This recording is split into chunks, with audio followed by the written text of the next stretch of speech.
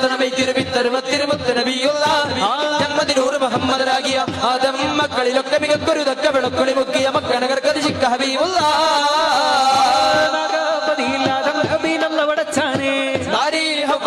രണ്ടാളും ഒരുമിച്ചാനേ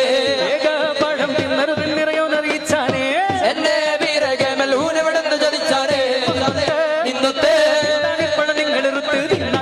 എന്നത്തെ കണ്ണിലുള്ള കനിയൊക്കെ ഇലും മിക ജാതിയാണിത് ആദരയും ആദരാൻ പഠിക്കാതെ എന്ന് പാടി അമ്മശീലവരാടി എന്ന് ഭയം പരിചോടി വന്നു മുറിച്ചതിൽ കൂടി ഇന്നവർ തങ്ങളുടെ ചങ്കിലുരുങ്ങി മങ്കയടങ്കു വിളുങ്ങി വിശുങ്ങിയും ആകെ ചുറ്റലകളിൽ